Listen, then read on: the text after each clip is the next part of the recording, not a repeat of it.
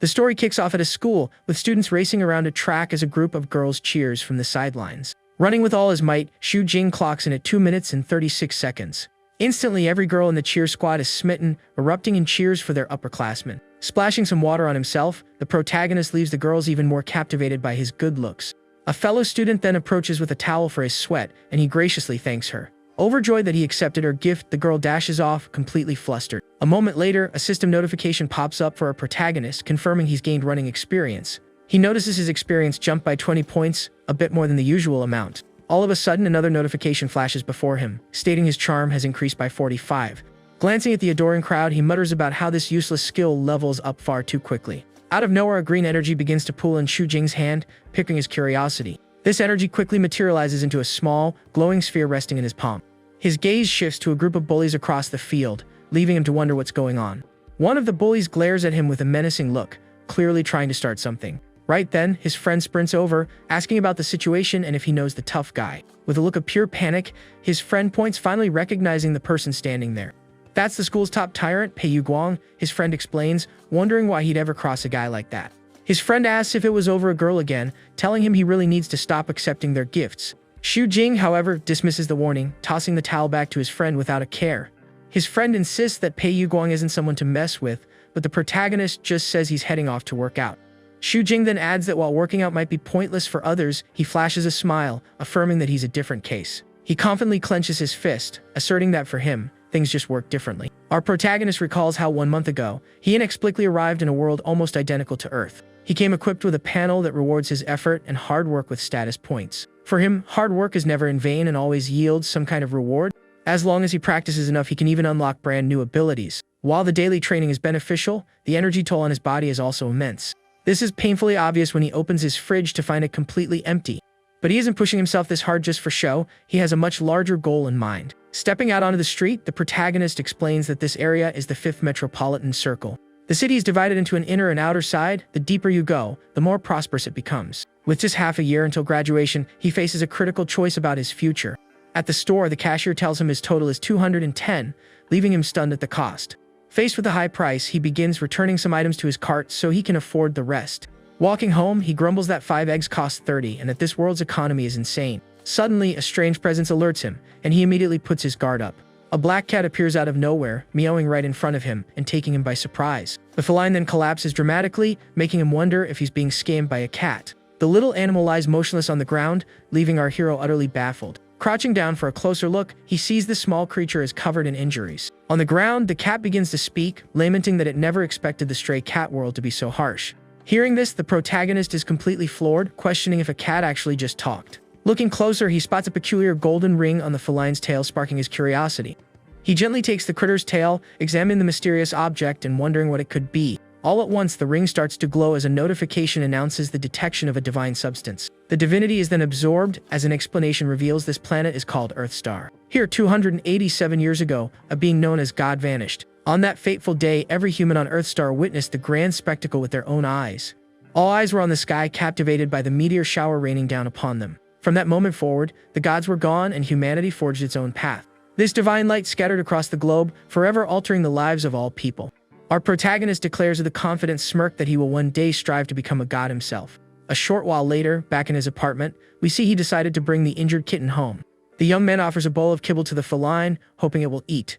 To his surprise, the animal turns its nose up with a look of utter disdain, refusing the food. Annoyed, the young man asks, "You're a stray, shouldn't you eat anything you can get?" The cat once again reflects on how cruel the world of stray cats can truly be. Witnessing this behavior, our hero starts to suspect this is no ordinary cat. With an idea forming, he strides purposefully toward the kitchen to grab something. He returns with a massive kitchen knife, making his less than friendly intentions clear. But instead of harming the critter, he starts cooking, even gaining culinary experience points. Our protagonist continues to cook like a master, his skill level rising with each motion. He then presents a bowl of pork over rice and asks the cat if it will eat now. At the sight of the meal, the feline's eyes sparkle and its mouth waters. It clearly loves the dish. Xu Jing realizes his hunch was correct, deducing the cat is a transformed human. He's certain the transformation is linked to the golden ring that was on the animal's tail. Abruptly, his system announces the divinity absorption is complete, unlocking a new skill. The screen prompts him, activate ability, and for our hero the answer is obvious. With a determined gaze, he makes his choice without hesitation, selecting highs. A brilliant light flashes as the system confirms the dual life ability has been successfully activated. Shortly after, a small golden flame flickers to life in his palm, fascinating him. The system explains he now has 2 lives, allowing him to return 7 days after being defeated. The protagonist is in absolute shock as he reads that he now possesses a total of 2 lives. He can barely process it, just 7-day return time with only a 3-month cooldown. It's like having a resurrection armor, he thinks to himself before wondering about the active skill. However, the system informs him the active skill is currently locked and also requires divinity to unlock. He shoots a mischievous grin at the cat, contemplating siphoning more of its energy. But as he looks closer, he notices the little animal's body is riddled with scars. Seeing this, he decides it would be cruel to drain any more energy from such a wounded creature. The young man resolves to find another way, gently stroking the cat, now content with a full belly. The cat lets out a cute meow, but the protagonist knows he can't just let the matter rest. He decides to head out in search of clues about divinity, leaving the cat to its own devices. With that, he leaves the apartment, leaving the small feline alone in the darkness. The moment the door clicks shut, the animal's expression shifts to a menacing glare. The kitty stands silently in the dark room, its bright green eyes scanning its surroundings. The scene shifts to the impoverished streets of the outer ring, highlighting the city's disparity. For those in the outer ring, it's explained, the difficulty of even entering the inner ring is absurd. Even if they manage to get in, the entry fee is so steep it could easily bankrupt a small family. What most people don't realize, however, is that there's another way to achieve this. Xu Jing knows that by becoming a martial artist, all of these problems would simply disappear. Suddenly, a bald man armed with a club calls out to him from behind, obviously looking for trouble. Turning around with a cold stare, the protagonist asks, "You need something?" The bully smirks, "You're my boss Pei Yuguang's target. You're finished today." Unfazed, our hero calmly asks which brother the goon is referring to. In a flash, he lunges forward, taking down several goons with blinding speed. The remaining thugs are stunned, barely able to process what just happened. Wasting no time, he pivots and delivers a powerful punch straight to a nearby bully's face. The blow sends the man flying backward, his face bright red as he drools from the impact. After the swift attack, the young man opens his hand, letting a few small objects drop to the ground. With a sharp glint in his eye, he activates his aiming ability, preparing his next move. The lead goon, now on the ground, admits the kid has a few tricks but remains unimpressed. That's not nearly enough, the bully declares, powering up an attack with a blue dragon aura. With his targeting skill active, the protagonist braces himself to evade the incoming strike. His opponent's fist smashes into the ground, creating a crater, but the young man dodges it effortlessly. Witnessing the attack's power, our hero is taken aback, wondering if that was a martial arts technique. The brute turns, complimenting the kid's agility for dodging such a powerful blow. Xu Jing is pleased, knowing Pei Yuguang uses martial arts saves him the trouble of searching. He approaches one of the downed men and demands he tell him everything he knows. With a threatening glare, the young man warns, "If you don't cooperate, I won't show any mercy." A moment later, the goon is sent flying into a nearby wall, collapsing in a heap. The protagonist slowly closes in on the fallen man, further ramping up the intimidation. Terrified, the bully quickly surrenders, promising to tell him whatever he wants to know. Our hero cracks a slight smile, thinking the guy wasn't as tough as he initially acted. However, another goon who was lying in wait reveals he only had that one move and attacks with all his might. The man charges forward with a look of fierce determination, ready to finish the protagonist. His system activates a combat skill as he thinks. Handling a martial artist of this level is simple. The goon, now terrified, begs Brother Jing not to hit him again and to spare his life. With a smile, our hero inquires about the punch the enemy used in his previous attack. The man explains it was inner force, a technique that gathers energy from within the body. When the protagonist asks how to train it, the guy claims to only know the basics and pleads for mercy. Clenching his fist, the protagonist asks sternly, "Are you playing dumb with me? I've heard rumors about you," he adds, causing the bully to cry and deny everything to avoid another beating.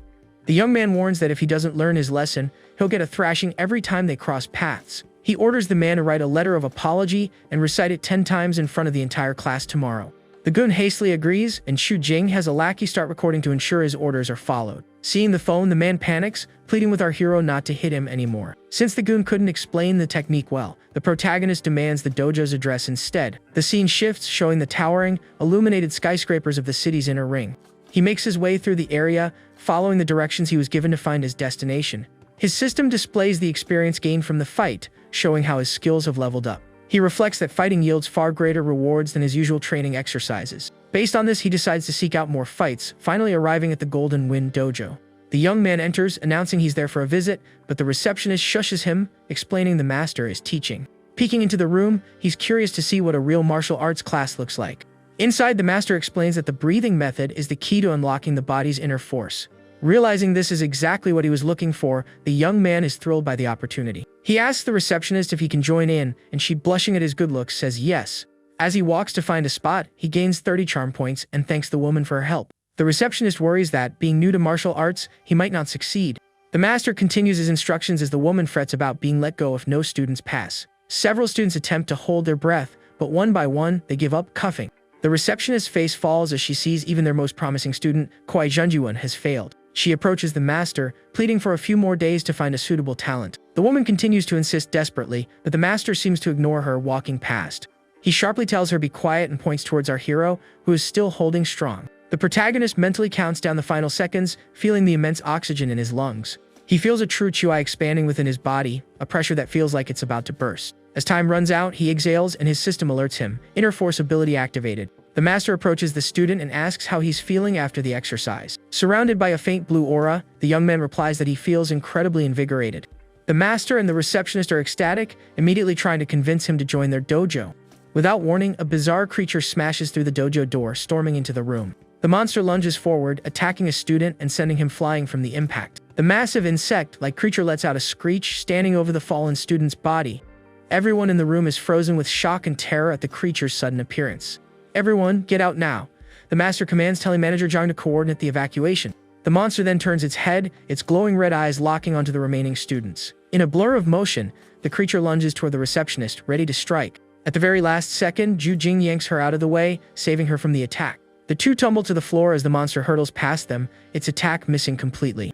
The receptionist, flustered, thanks him while secretly wishing she could stay in his arms forever. For doing nothing at all, his system awards him another 20 charm points. He recalls the master's explanation of inner force and eyes the monster with a plan forming. A smirk crosses his face as he decides this is the perfect chance to test his newfound power. Enveloped in a red aura of pure rage, the creature barrels towards him. But our protagonist stands his ground, landing a powerful punch right in the strange beast's center. The force of the blow creates a shockwave, violently blasting the monster backward. He wonders if the creature is as resilient as a cockroach, which can withstand 300 times its own weight. If so, he reasons, I need to focus all my strength into a single point to end this. With that thought, his body's golden energy begins to converge into his fist for the attack. The young man activates his 1-inch punch ability, striking the monster with a devastating blow. The punch is so powerful it sends the creature hurtling across the room, spinning wildly through the air. Upon impact, the creature explodes into pieces, splattering green liquid everywhere. Brushing off his shoulder, the protagonist remarks that the beast was much weaker than it appeared. While the receptionist looks on adoringly, the master worries his body can't handle that much power. Suddenly, the wooden floorboards beneath the young man's feet begin to splinter and crack from the pressure. The creature regenerates, its menacing gaze asking if he still wants to continue the fight. Unfazed, the young man retorts, the outcome will be the same no matter how many times you try. His Ki meridians begin to gather, preparing for an attack even more potent than the last. And with a single final blow, he eradicates the monster once and for all. He stands there confused, unsure what just happened or why his strike was so destructive. Before he can process it, another monster appears, rushing toward him to attack. He instantly realizes he overexerted himself on the last hit and is now too drained to fight back. But just before the creature reaches him, a beam of blue light effortlessly slices it in half. The beast explodes into fragments, leaving our hero standing there completely bewildered. Looking up, he wonders what's going on and who just saved him from the attack. A white-haired woman appears, introducing herself as the captain of the White Raven squad. Void Blade is securing this area, she announces. All civilians must evacuate immediately. He wonders if everyone in her organization is powerful enough to dispatch a monster so easily. The captain eyes the young man, thinking he can't be older than 18 to be this strong. A sly look crosses her face as she thinks, I need to find a way to recruit him. She strides over and stops directly in front of him, her proximity making him a bit uncomfortable. She then hands him a small paper card containing some important information. The woman tells him to be at the address on the note this Sunday at 5 p.m. to get the answers he seeks. Though a bit suspicious, the protagonist accepts the card, tucking it away for later. The note directs him to the 7th floor of the Qingqing Library for their meeting. The receptionist and the other woman rush over, worriedly asking if he's truly alright. They begin to pull him towards the hospital, but the young man insists that he's fine. The receptionist asks him to return tomorrow, though the master doubts he'll ever come back. Deeply impressed by the boy's strength, he watches him disappear into the city streets. On his way home, a system notification details all the experience he gained from the battle. He muses that with the 1-inch punch, even the most formidable defense can be shattered. Smiling, he tries to replicate the feeling of gathering QI in his fist. But as he attempts it, he grimaces, finding it incredibly difficult to accomplish. The master's warning echoes in his thoughts, and the young man decides to rest and try again tomorrow. Walking down the street, he contemplates the secrets of this world and resolves to check out the address over the weekend. The scene shifts to his apartment window, revealing it's now late into the night. He checks his phone and sees a photo of the cat tinkering with his computer while he was away. Turning to the feline, he demands, "What were you doing on my computer?" The cat simply responds with an innocent meow, but the young man isn't falling for its act. "We'll settle this after I get some sleep," he says, leaving the kitty confused. Without another word, he collapses on his bed from sheer exhaustion, leaving the animal bewildered. The feline then detects a strange scent in the air, realizing it's the smell of blood coming from him. An electric aura crackles around the critter as it wonders if the young man got into a fight. The cat becomes enraged, declaring, "He's my person. No one dares to bully him." With that, the kitty leaps onto the young man to wake him, demanding to know what happened. "I will get justice for you," the animal exclaims, and the protagonist finally realizes it can definitely talk. With heavy eyelids, he thinks to himself, "I already knew you were a human." As he turns over to sleep, the feline desperately pleads, "Don't pass out on me now." The scene transitions to the following morning, with sunlight streaming into the apartment. He awakens the next day feeling fully recovered and sits down to a large, delicious meal. While eating, the cat asks, "So you defeated a monster instead of getting beat up by someone?" Our protagonist calmly confirms the story as he continues to enjoy his breakfast. The feline grows thoughtful, recalling it hadn't heard any recent reports of monsters in the city. A warm smile appears on the young man's face as he begins to gently scratch the little animal's ear. "Thanks for worrying about me, Nair," he says, making the kitty visibly happy. The little animal gets completely flustered, wondering why the young man chose that name. The critter huffs, "You should address me respectfully as Lord Sec Leader." Holding up his phone, the protagonist asks, "So what was Lord Nair doing on my computer?" The kitten is thrown into a complete panic, unsure of how to answer. It nervously explains that the object is a cat tail ring, an incredibly rare type of divine relic. Our hero then takes the critter's tail to inspect the ring more closely, startling it. It is explained that when God vanished 287 years ago, these divine relics emerged. It all clicks into place. He finally understands how the mysterious ring can absorb divinity. The feline complains, "How long are you going to keep squeezing my tail like that?" The young man clears his throat. "So, were you looking up the user manual for this thing?" The animal denies it, claiming it was actually trying to find a way to remove the object. Seeing the cat is finally ready to share its story, the protagonist listens intently. The feline explains that the dragon sect, the largest gang in Qingqing, controls numerous businesses. It was ambushed in its own home, where someone forced the ring onto it, triggering the transformation into a cat. A flashback shows the sect's leader being defeated, collapsing after a surprise attack. "By the time I escaped," it says, "my sect had already been seized by my rivals." With a look of pure fury, the feline vows to get revenge and eliminate all of its enemies. The protagonist asks about its next move, noting the library is an unlikely source of help. The kitty crosses its arms confidently, announcing that it already has a plan. The plan, it says, is for the young man to practice martial arts and become immensely powerful. It explains that once he becomes strong, various organizations will seek him out, bringing clues about the relics. Our hero manages a weak smile, thinking to himself that a few of those organizations have already come knocking. The feline then declares it will introduce him to the absolute best dojo for honing his skills. With a mysterious air, the animal asks, "Have you ever heard of the Hidden Dragon Dojo?" The protagonist seems a bit surprised by the question, replying that of course he's heard of it. He explains that when he first wanted to practice martial arts, he researched the prices of every dojo in the city. He distinctly remembers the Hidden Dragon Dojo being the most expensive, with a ton of terrible online reviews. The kitty scoffs, retorting that those reviews are from weaklings who couldn't handle the intense training. When the young man asks how to join, the animal says the method is to simply storm the dojo and defeat everyone inside. Calling him unsophisticated, the feline clarifies that the evasion is merely their form of a job interview. It illustrates a pyramid of ranks, with paying students at the bottom and successful invaders at the top. An invincible spirit is the most crucial part of the martial arts journey, it lectures. Storming the dojo is the ultimate test, the best way to prove a true fighter's spirit and strength. The cat instructs him to go to the dojo tomorrow, mentioning it has some important matters to attend to. The following day, our protagonist prepares to follow the feline's rather unorthodox advice. Upon his arrival, an instructor welcomes our hero to the Hidden Dragon Dojo. As the young man shakes the instructor's hand to introduce himself, he's cut off mid-sentence. He realizes the man is gripping his hand with immense force and wonders if this is some kind of test. Figuring it's a test, he decides to get serious, gathering his true QI into his hand. In response, the instructor howls in pain, begging the young man to release his hand immediately. The other students start laughing, and the embarrassed instructor snaps at them for being loudmouths. Suddenly, an announcement is made that the dojo's old master and his disciples are approaching. An elderly man in a wheelchair appears with 4 disciples, their presence surprising everyone. But the protagonist is truly shocked to see the cat, Warner, sitting comfortably on the master's lap. The old man commands silence, and the tension in the room instantly thickens. He addresses our hero directly, asking, "Who are you, the one who has come to challenge my dojo?" The cat on the master's lap gives the young man a subtle wink, leaving him utterly confused. Jing sizes up the group and says with confidence, "Not a bad welcome at all. It's been a long time since anyone dared to storm this dojo," the master says. "Do you believe you are qualified?" The young man quickly checks his stats, sees his low combat levels, and isn't sure how to respond. The old man then states he will ask a few questions, and our hero agrees to answer. He asks for his name, age, and even inquires about his family and line of work. The protagonist grows tense, wondering if this is a job interview or a marriage proposal. The master chuckles. For a potential son-in-law, I must ask a few more questions. What is happening? The protagonist mouths, to which the cat silently replies that it has no idea. One of the disciples speaks up. To find out if you're qualified, we must first fight. A spark of interest lights up in our hero's eyes at the proposed challenge. The girl settles into a fighting stance and says, "Don't worry, little brother, I'll go easy on you." Completely undaunted, the young man accepts the challenge, preparing for the impending fight. With that, the junior-senior sister rushes forward to attack, surprising the other students. The instructor, whose hand was crushed earlier, scoffs. That kid is about to get wrecked. The cat grumbles under its breath. If this is a marriage interview, why is there fighting?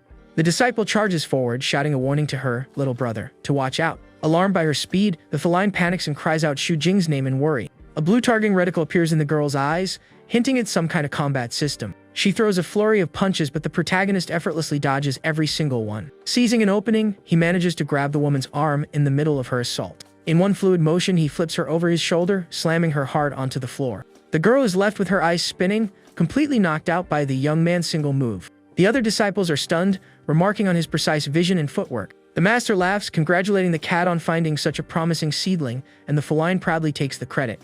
As his system displays the experience gained, Xu Jing asks if his challenge was successful. The old man confirms that by defeating Zhu Shaning, he is already qualified as a direct disciple. With a warm smile, the master then asks, "Isn't it time you started calling me master?"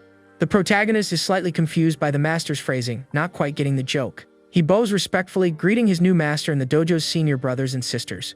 The girl on the floor introduces herself as Zhu Shaning, admitting she underestimated him. Xu Jing thanks her for the lesson, realizing she must have been the newest addition before him. A woman approaches, addressing him as young Master Xu, and offering to handle his paperwork. The master explains that as a new resident of the inner ring, the formal title is fitting. The young man is clearly uncomfortable with the new title, asking if they can use something less formal.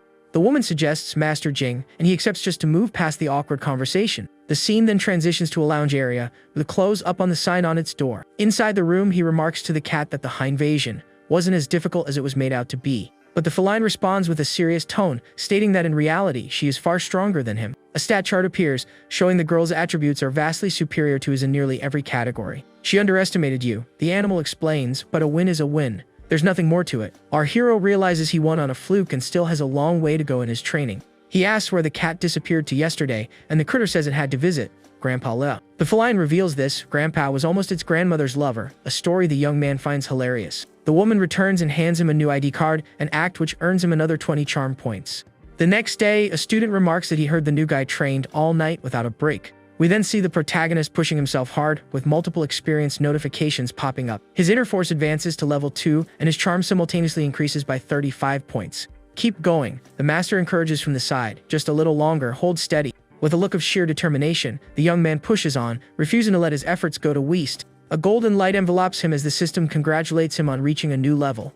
After the grueling session, he finally collapses to the floor, completely drained of energy. The old man praises him, saying that of all the disciples he has ever trained, this young man is the most promising. He states that soon our hero will be ready to cultivate the core method of the Hidden Dragon sect.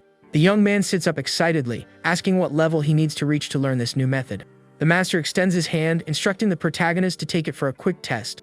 He assumes it's just another training exercise, but the old man seems to have something else in mind. The master's eyes turn red as he concentrates his energy with a fierce expression. A massive amount of chi flows into the young man's body, taking him completely by surprise. He tries to resist, but the energy is so overwhelming that he's rendered completely powerless. "What sports do you play?" the old man asks. The young man replies, "I just jog a little now and then." The protagonist asks if something is wrong with his body, but the master assures him there's no problem. He explains that his body possesses a terrifyingly perfect balance, as if it were sculpted by a god.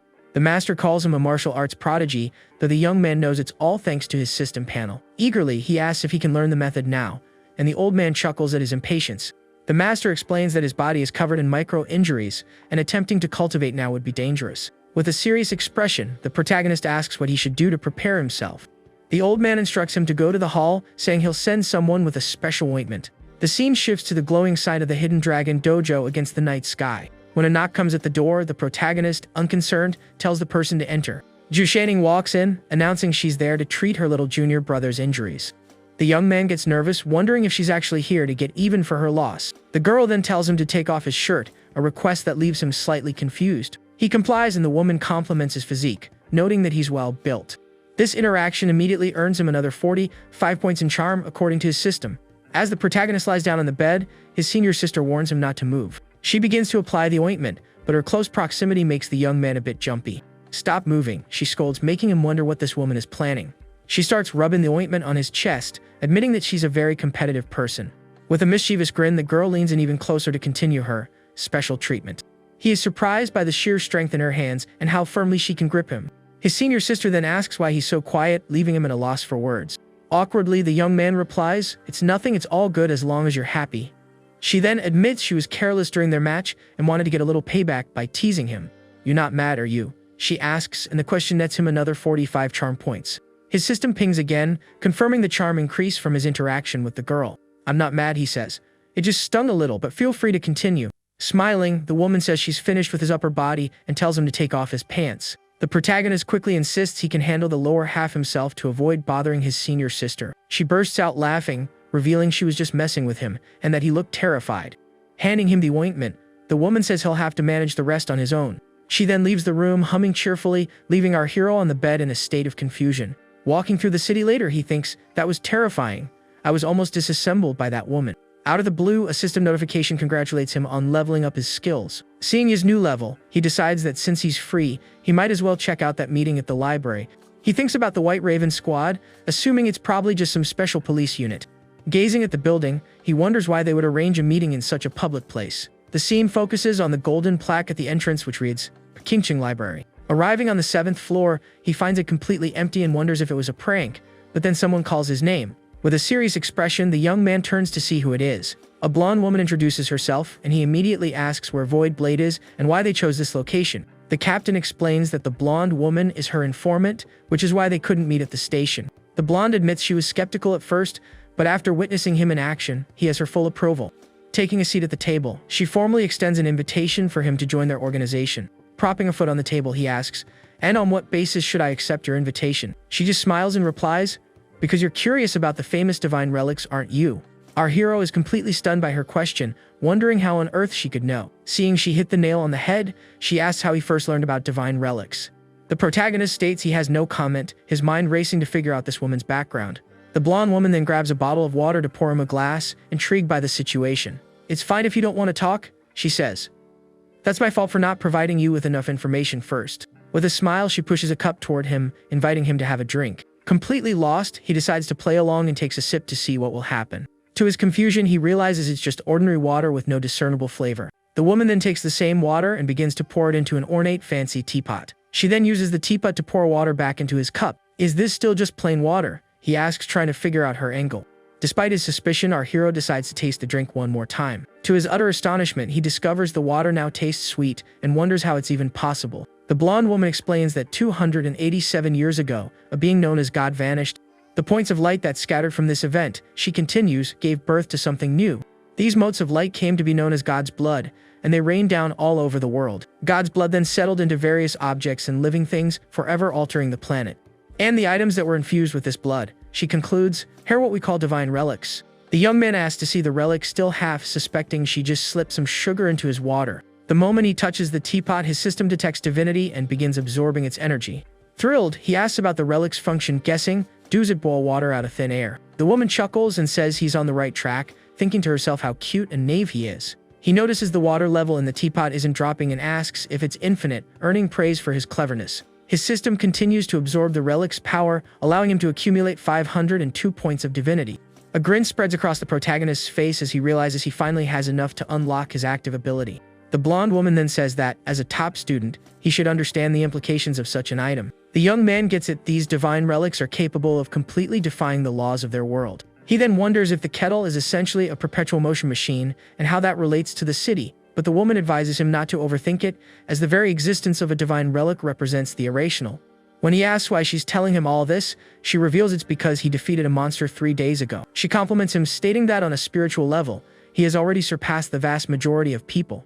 With that, the woman extends her hand, formally inviting him to join her relic containment company.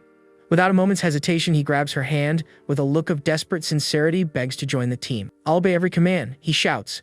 "This is exactly the kind of job I need." He figures that at the Divine Relic Containment Company, he'll find plenty of items and strike it rich.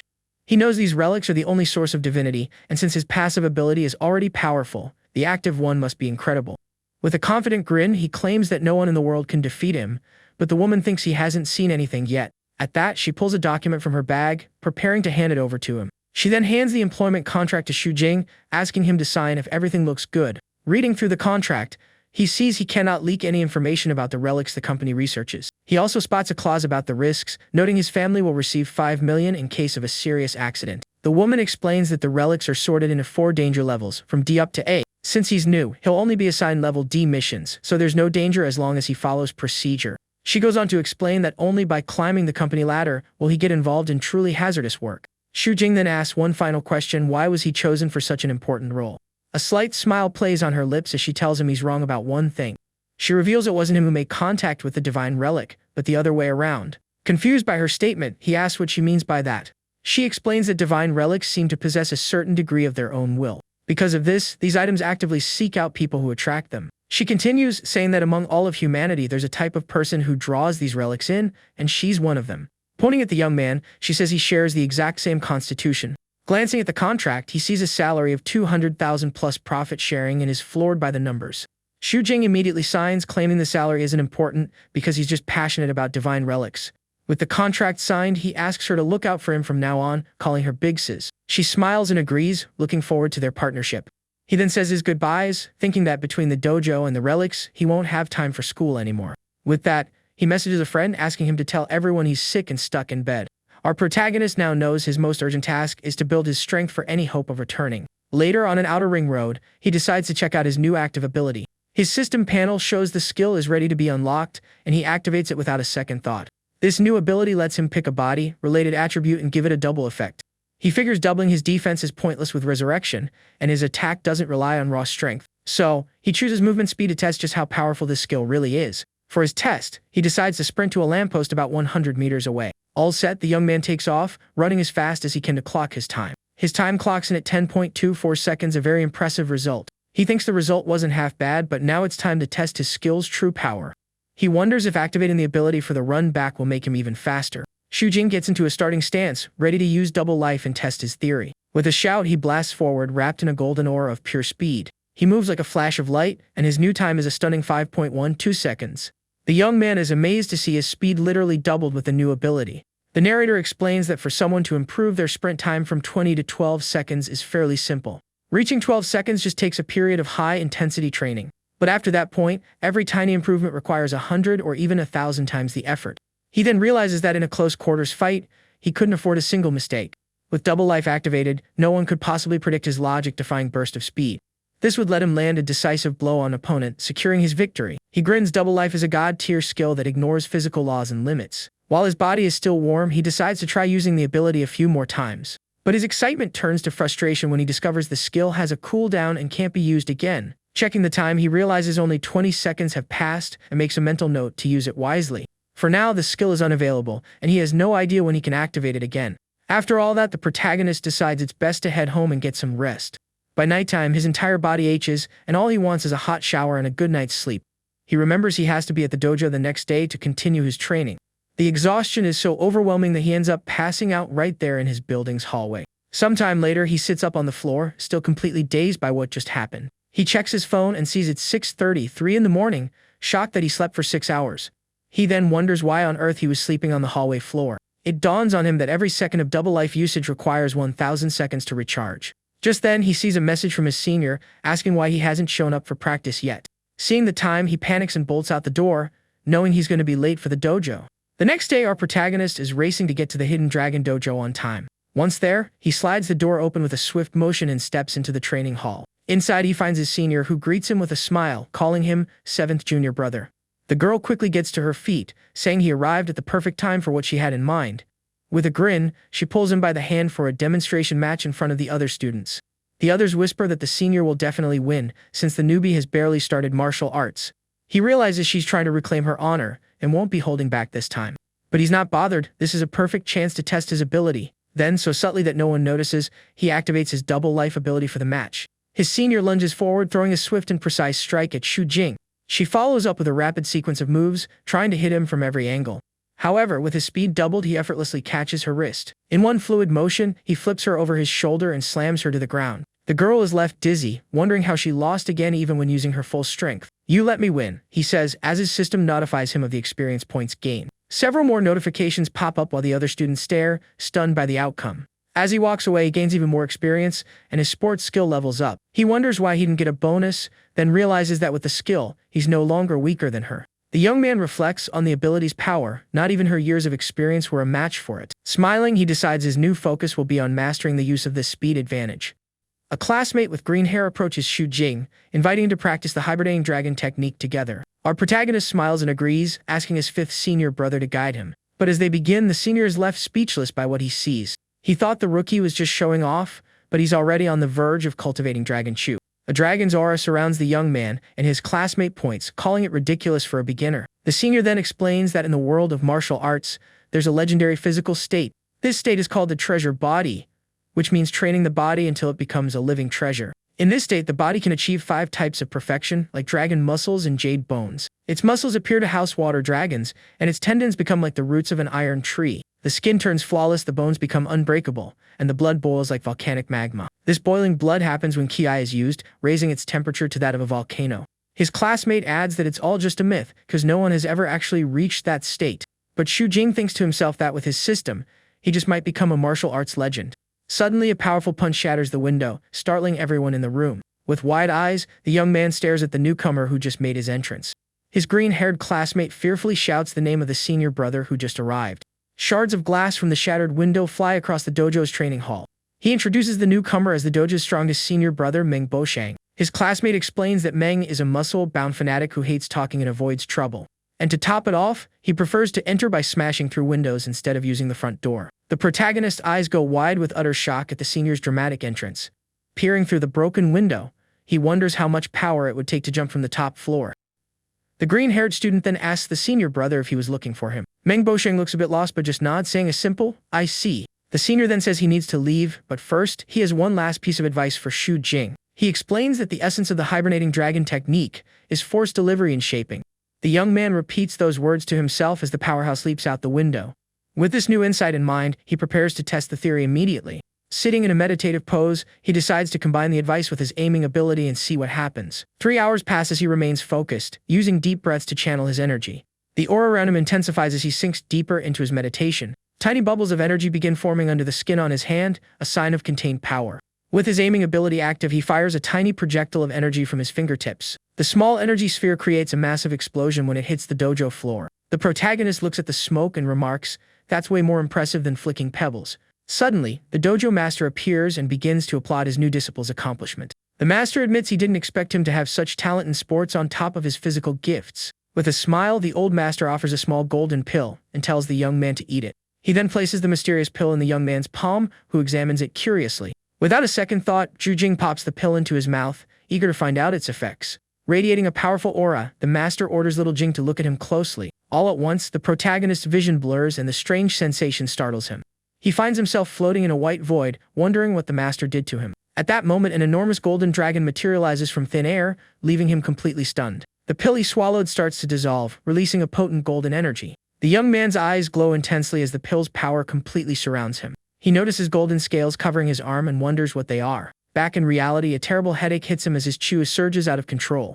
He immediately suspects this is all because of the pill his master gave him. To get the energy under control, he starts taking deep breaths to calm the chaotic flow. He decides to use the hibernating dragon technique to pacify his rampaging Q. The young man holds his breath, focusing every ounce of his being on the technique to tame the energy. He returns to his mental space, where a wonderful sensation erases all his thoughts. Now the golden dragon is calm, circling around him peacefully and serenely. As he meditates, he realizes he just needs to focus on his practice to master this power. The dragon's energy begins to flow into his body, merging with his own QI. His eyes flash gold as his system activates a new visualization ability. Back in the dojo, he wonders how he returned, and the master explains his Q is nearly gone. The master congratulates him on cultivating Dragon Ki, and the young man asks what that is. The old man explains that so-called Dragon Chu, to put it simply, is a type of emotion. To illustrate his point, the master uses the example of how anger can make a person stronger. He says the hidden dragon style has both a moving Chu technique and a still Chu technique. The protagonist understands that if he can combine movement and stillness, he can achieve anything. With a look of determination, he asks his master how he should train this new technique. The old man replies mysteriously, saying the young man should have already grasped the essence of it. His master advises him to think for himself, and Xu Jing wonders if he already knows the secret. He recalls the state of pure focus he achieved and wonders if that's the key. The young man remembers a math problem he couldn't solve before, which now seems incredibly simple.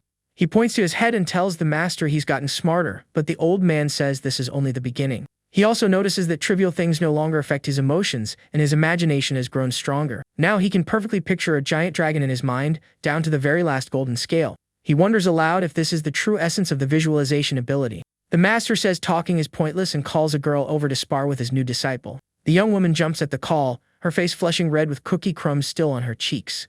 The old man explains that her control of movement is the best he's ever seen, not even her father can compare. The young man sheds his jacket, preparing to fight, and wonders who is stronger now.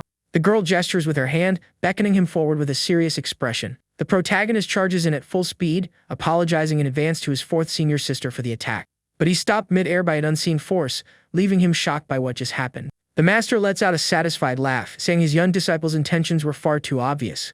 Pinned to the floor, he wonders if her ability is somehow stronger than his system. The senior dusts off her hands with a superior air after taking him down so easily. With a serious look, the young man addresses her as fourth senior sister, getting ready for round 2. He charges forward again, yelling that this time, he'll do whatever it takes to win. As the fight restarts, he thinks that in martial arts, all that matters is being the last one standing. But despite his determination, he's sent flying by one of the girl's powerful kicks. He picks himself up, activates his aiming ability, and yells for them to keep fighting. The battle's intensity is so great that the entire Do building begins to tremble from the impacts. Hours pass, and the fight rages on until sunset, with the building still shaking. Back in the fray, the two trade ferocious blows, giving each other no time to breathe. During one exchange, his hand accidentally lands on a rather unexpected spot on her body. The impact sends the senior flying back as she unleashes a shockwave of pure energy. The protagonist is left confused by the lingering sensation in his hand after the accidental touch. Suddenly, the master steps in, placing a hand on the girl's back to end the fight. He announces that the combat can stop for the day, as the objective has been met. The old man explains she must be hungry, and right on cue, her stomach growls loudly. The young man asks why she doesn't speak, and the master reveals something happened during her childhood. He says it's a long story that he'll explain another time, leaving the young man intrigued. With that, the old man asks his disciple how he's feeling after the intense training session. Drenched in sweat, he says he's exhausted but happy, and his status panel shows his attributes have increased. His experience skyrocketed after sparring with his senior for 4 hours. He figures he'll need to stick close to her from now on. After a long day of training, we see the senior walking alone through the city streets at dusk. Arriving home, the protagonist calls out for his kitten, announcing he brought her fried chicken. But she's nowhere to be found, and he wonders where little Nair could have gone so late at night. Just then, he notices a bright light coming from the bathroom and hears a strange sound from inside.